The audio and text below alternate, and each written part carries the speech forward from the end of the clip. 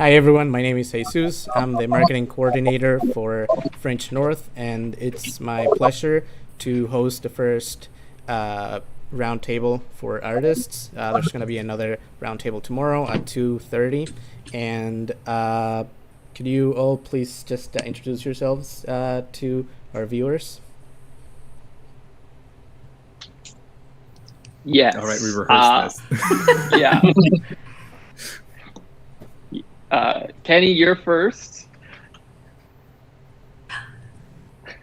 Kenny's You're muted. Yes, You're you're muted. muted. I made a classic COVID-19 mistake. Hello, everyone. My name is Kenny Struley. I'm the guy who was unmuted, and now I'm unmuted. I'm in the Malunderstood a Virtual Performance Experience. We filmed it on my dad's dairy farm in Lac Brome, but I'm from Montreal, so very excited to be a part of the Sault Ste. Marie Fringe Festival.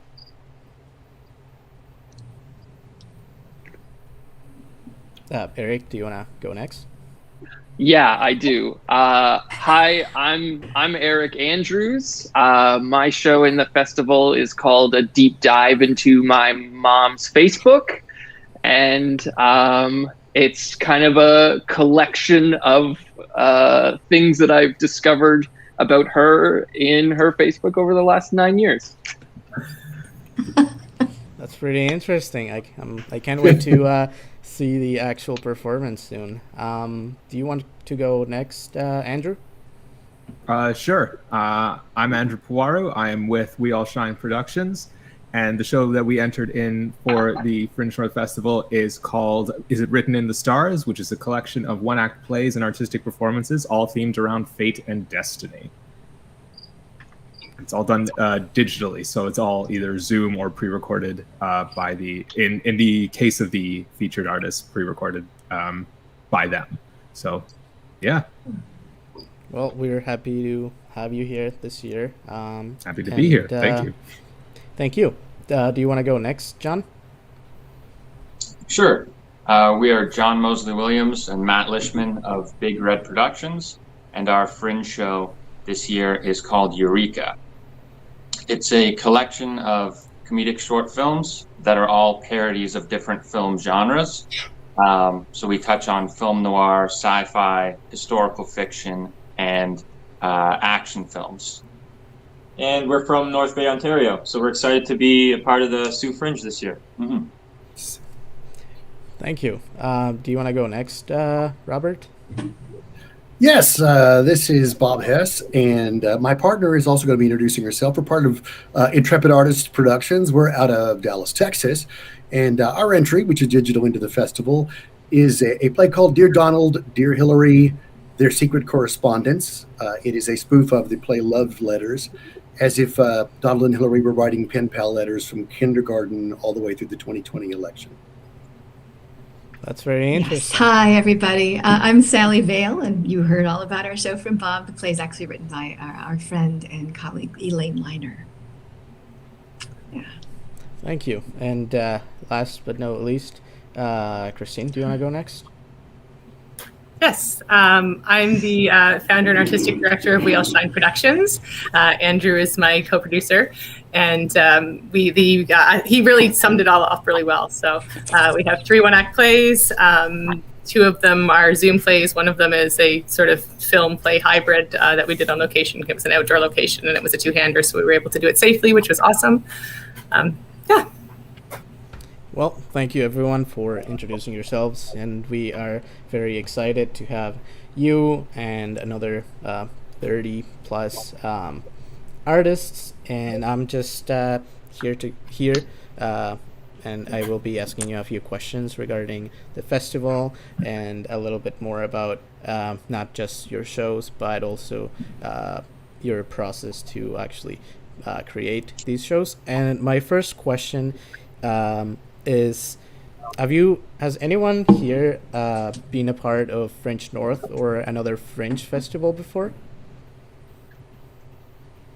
No, I have not been a part of another Fringe festival, but in Montreal, I'm the artistic producer of the Montreal Fringe. So I know all about Fringe. I get to talk to the Fringe people all the time, which is really great.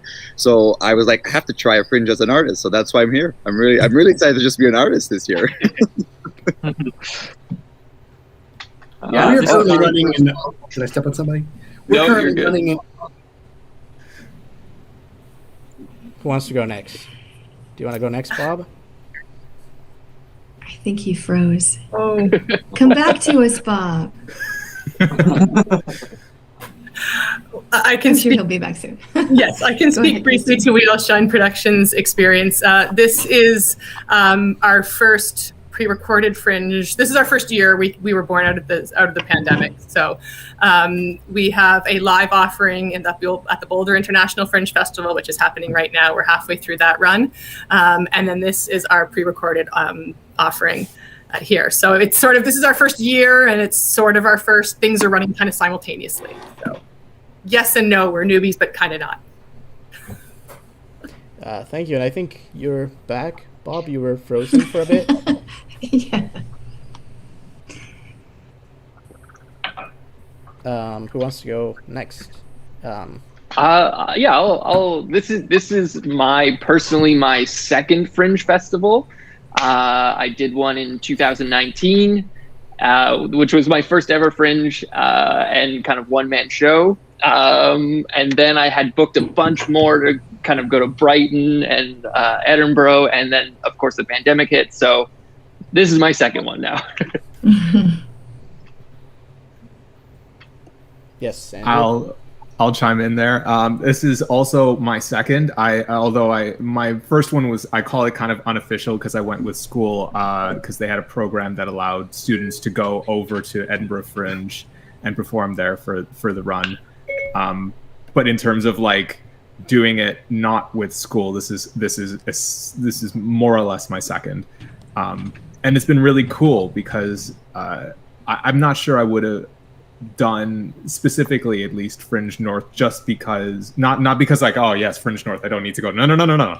Just like the fact that it's digital definitely makes it almost to an extent easier to really access from like all parts of the world, like Texas, holy crap, and you're here with us now. Amazing.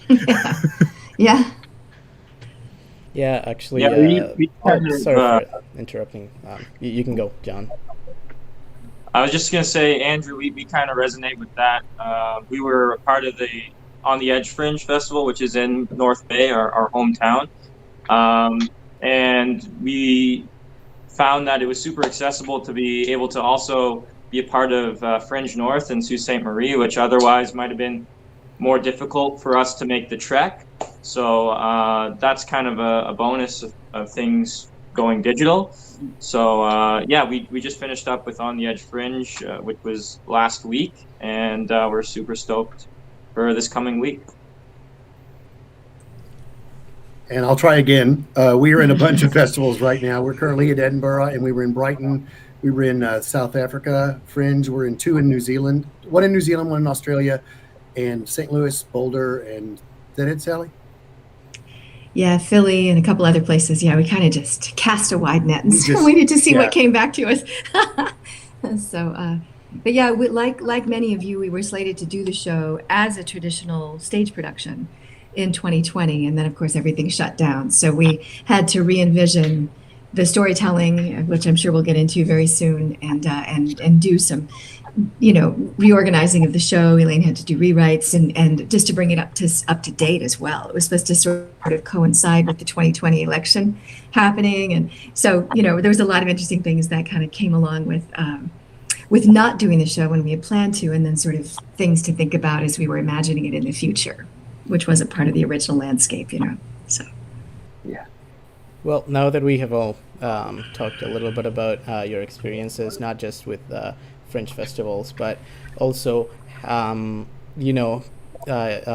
mentioned that it was kind of, sort of easier in a way to be a part of festivals when they are online because you don't have to travel to be a part of Fringe North. So my next and my follow-up question would be in what sort of challenging ways did the whole world pandemic sort of made you get into, and what kind of obstacles did you have to overcome in order in order to translate your previous shows or performances to a digital form. And this time I'm gonna ask everyone. I'll ask each one myself, so there's not people talking at once, more than one. So do you want to keep talking about it, Sally, because you were mentioning it before? Sure. And Bob, please chime in. You know, I think that our show definitely started out as a traditional play. And so we had to reimagine it from that original structure into something that was not a traditional play form. And so it was interesting. It was a lot of conversations about, you know, how will this work? Will this work? Is it even still worth doing? You know, and trying to reorganize, I guess, think outside of the box and reimagine what theater might be in a digital world, but still be theater for us rather than closer to something that would be more like film. We were really committed to the idea of making sure that the show still felt like a play, even though people were watching it through a digital platform. So that was something that we wanted to try to bring to life with that sort of aesthetic intact.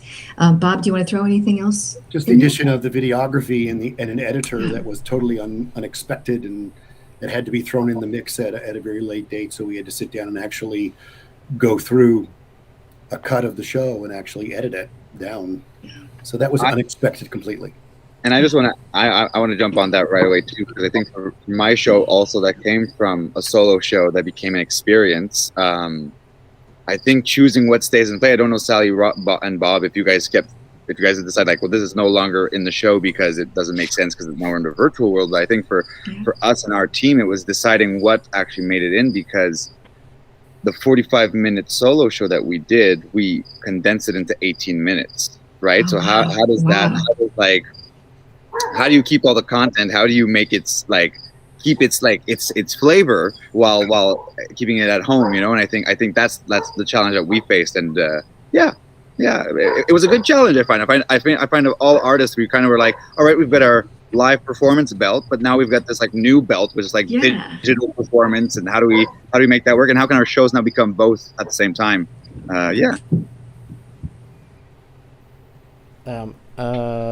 Christine, do you want to add anything? Sure, and Andrew, you can join me as I discuss about what we're doing. Jumping on what Kenny said, I mean, a big part of it is we see it in some cases of trying to make that hybrid model, right? How do we go between that theater and film piece? How do we make it an immersive experience? So for us, we had seen a lot of, we'd been reading Zoom with our friends and reading Zoom plays to try to keep creative. And we'd seen a lot of people getting together and putting on Zoom shows, reading, staged readings kind of thing. And we didn't want to do that. We wanted it to be different. So for us, it was, how do we think outside of the box? How do we make it immersive with sound effects, with lighting design? We use OBS to stream it. So it allows that a lot of our stuff is live. This one wasn't. So there was I think it was OBS. Did you do it all post-production, Andrew? Post-production. It was all post-production for this one. Okay. I'll let you talk to that. How about that? Sure. Oh God. Okay. Yeah. Thanks for throwing me under the bus. You have something. You muted. You have something to share. I don't know how I muted myself there. Okay. Well, I think the challenge was also just kind of trying to figure out how that we can make, because all of our shows were done via Zoom, because we were trying to more or less try to social distance and not try to avoid gathering as much as possible. But with that comes it becomes a challenge, because we're no longer connecting bodies, and there's no way to actually show that you're moving forward, moving backwards, unless you're actually using the camera to your advantage. And but moving around your space, that's all kind of difficult, and showing 3 dimensions in a 2-dimensional kind of format was always the hardest part. But the nice thing about working with the pre-recorded formatting in Fringe North was that I got to really play around with video editing softwares and figuring out, okay, now I have the freedom to actually just kind of move somebody around, and then I can make it more like a film and really try to go all right, I can zoom in and I can pull away and I can do cuts that make certain things look as if they're moving from person to person.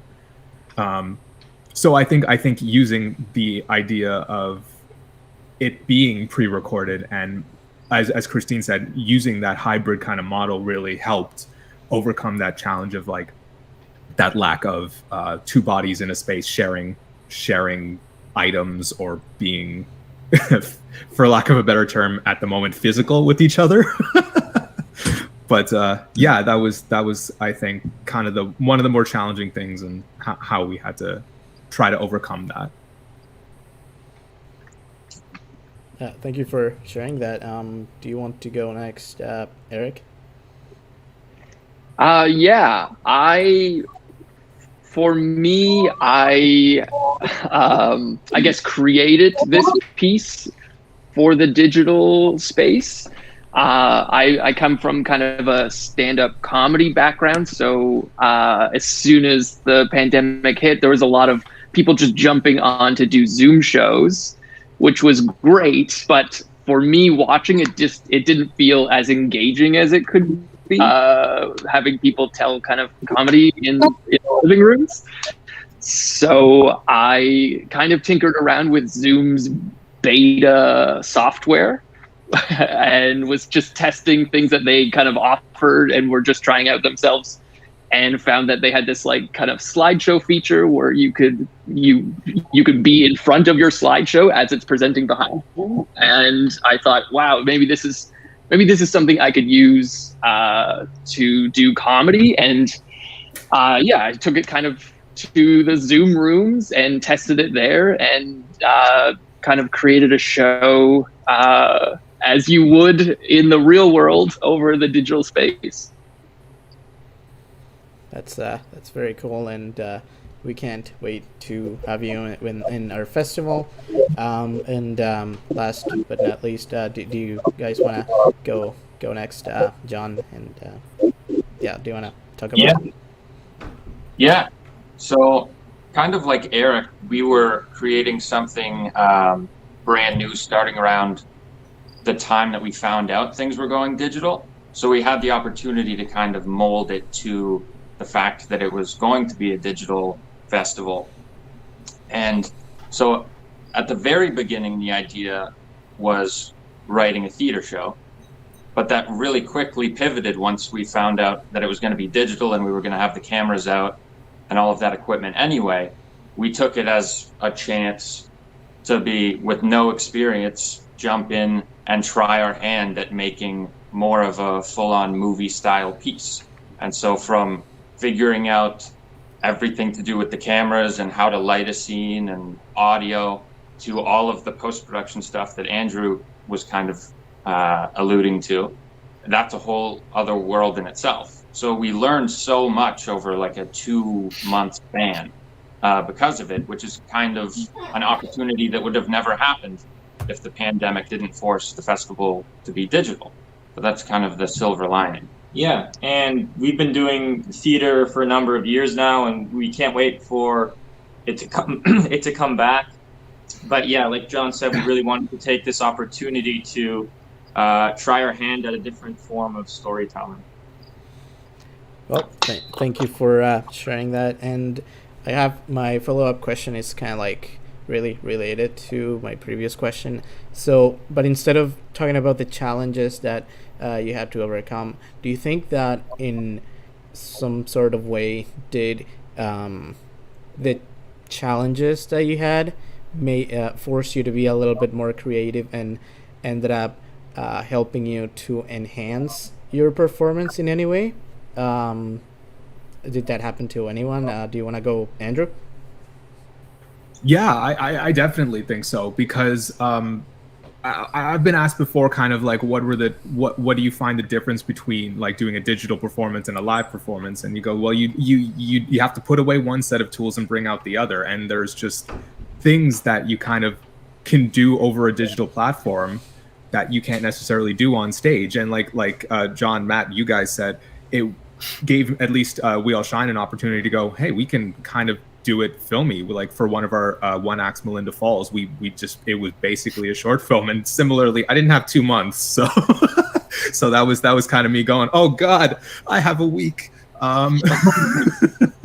But definitely gives you a bit of opportunity to play with, like, okay, maybe I can't, walk towards a person, but now I can disappear from, like, I can tilt my camera and just kind of disappear into the floor and figure out, like, kind of new ways to just kind of play with the medium and say, all right, now that I have this and I have these, in our case, like said, stage directions or kind of intentions, it's like, how can I now figure out and play with this? And I think it comes out, at least our piece, it came out kind of stronger than it may have if we were to put it on stage. I don't know if Christine necessarily agrees with that, but well, something that we've discussed before is the idea that you can reach a whole audience of people that you in a different way by moving into a camera, and much more effectively than you can reach a person in the back of the audience. So with that format, if you can bring in the music and bring in the other pieces and to make it an immersive experience and play with the camera angles,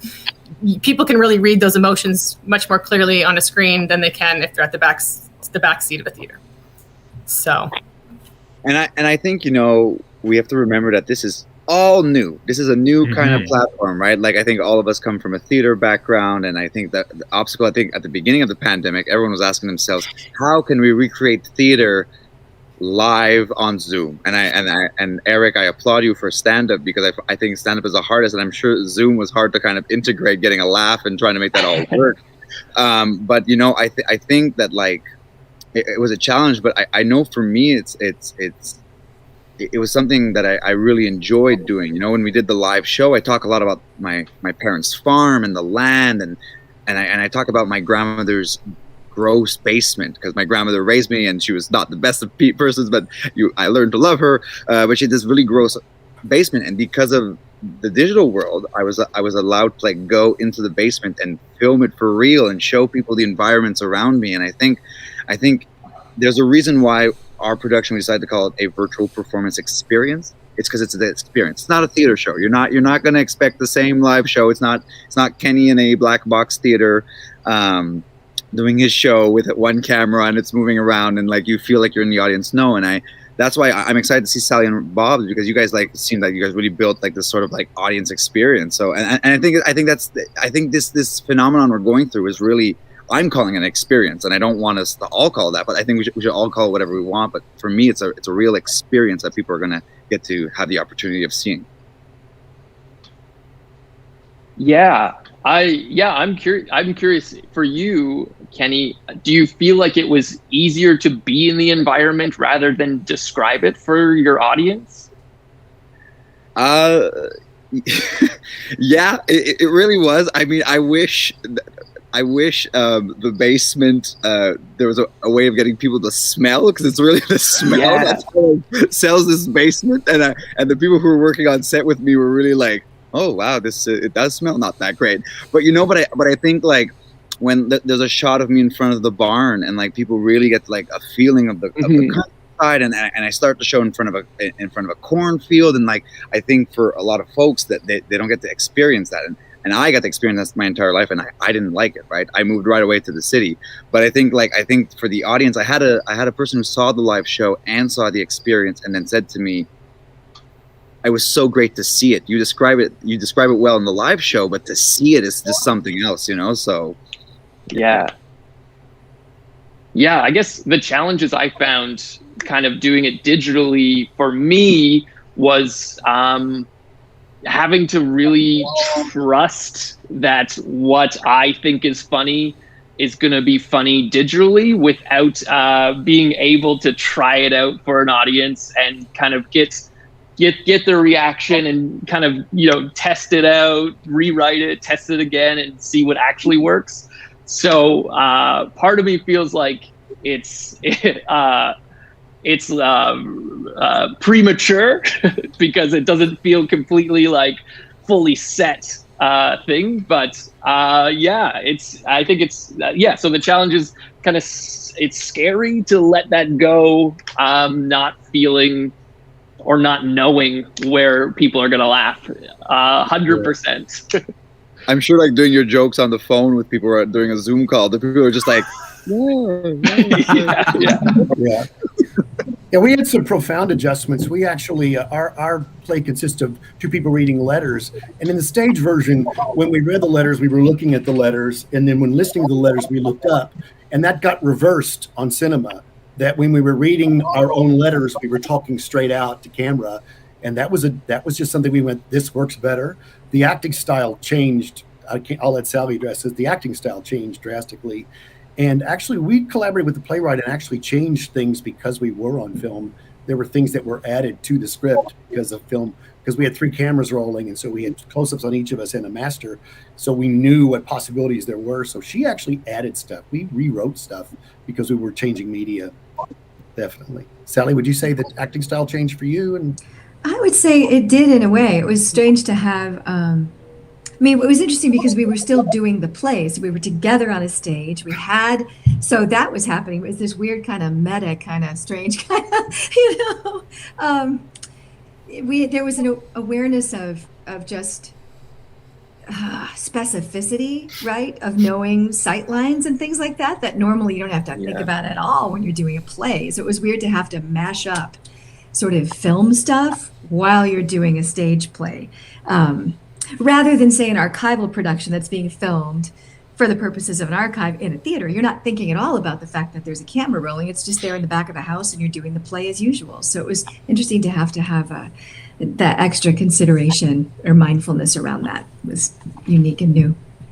Yeah, I think that's a great point of kind of acting style changing for the digital world. Because I think in the real world with an audience who is in the space with you, you can take 30 seconds of silence to build tension when, in the digital world, it feels like 3 seconds is a lot. So I can only imagine how hard that was for you guys. I gotta follow up. Sally and Bob, we can. No, that's okay, Jesus. Sally and Bob, we can really relate to the shifting in styles in acting. Like most of the actors in our piece are trained theater actors, and they're trained to hit the back of the room, make sure everybody can hear you. But on film, that's much different when a camera is 6 inches away from your face, right? You have to know when to tone it down, and then when to play it big when the shot's really wide. So that was something that we really had to pay attention to, and our actors were incredible. They made the adjustments, and it ended up being a really great experience. Mm-hmm. I got to tell you, if you're a mic person, there's only theater folks around you, they really don't like you when they're holding that mic and they're yelling, they're projecting. There were moments in post-production where it was just a white bar and it was blowing up our speakers. I'm surprised I still have eardrums. Like, yeah. I can definitely relate to that because I studied film in college. So sometimes you really have to actually pull away from the actors the microphone so that it doesn't clip and it doesn't get distorted. And sort of my last question before I ask you to give me your final thoughts would be, do you all think that you had to tone it down a little bit, like your performance, because you can actually there's no back seats in the internet, like your front row, and you can see everything, you can see every detail. If you get a close-up, you can just raise an eyebrow, and everyone will see it. So do you think you had to tone it down a lot, or do you think that also allowed you to express yourself in a more explosive way, or do you think it was just more toning it down overall? What were your experiences? And do you want to go, Andrew? Sorry. No, sure. I was just like, oh boy, who's going to talk first to that one? I mean, personally speaking, coming from a theater background, it's really weird to go to basically film where it's like the one time I filmed something and I was beside a film actor and they're like, turn him up and turn him way the hell down. because he's too loud, he's too big. It's just, and it was almost like that. But I think it's kind of, I've learned through this kind of experience that it's not so much like a tone down, but it's definitely like putting it into a more like tense. It feels tense. It feels like you're expressing yourself, but in different ways. It's taking that big energy and really just kind of like going, it's inside, it's internal. So I find that I have to feel it just a little bit more, and I don't have to show that I'm feeling it more. I think that's kind of how, personally speaking, I would describe it. But yeah, there are definitely times that I've been told to turn it down because like just no one's buying it. That might just be me though. I have to play my grandmother in the show, so toning it down was a bit hard sometimes. She's quite a loud, negative woman, but still loving. I love my grandmother, but she's kind of loud. So toning it down, yeah, I hear what you're saying. I think if you come see the live show, of course, it's going to be different, but. Yeah, I still think it was a great challenge to take on, and I suggest any artist who's got that show just try to do it digitally. You know, it's fun. It's fun to like do it. I think I do also miss the audience and the live feeling of everything and everyone being in the same room and sharing a moment together. You know, because I think like there's nothing like live theater and something happens that doesn't usually happen at night, where the actors are also kind of like, am I going out of character? Am I staying in? And then. But I think it's a challenge for any artist who wants to do it. So, and a lot of fringes out there are doing digital content, accepting digital content, I should say. So, get out there and create some stuff. And yeah, I'm really excited to be about Fringe North. It's gonna be a lot of fun. Great. Well, thank you everyone, because I just realized that we are running out of time. So, if you have any last thoughts, could you just speak up and whatever. See the shows. Yeah. See all the shows. That's right. Yes. Yeah. Watch digital theater. Go out and check it out because people are innovative and creating really cool and different things. And there's a lot of creatives thinking outside the box right now and creating really cool and different stuff. So go check out digital theater. Well, thank you so much to everyone for being a part of this, and I'm really excited to have you all be a part of Fringe North, and we can't wait to see you. Thank you.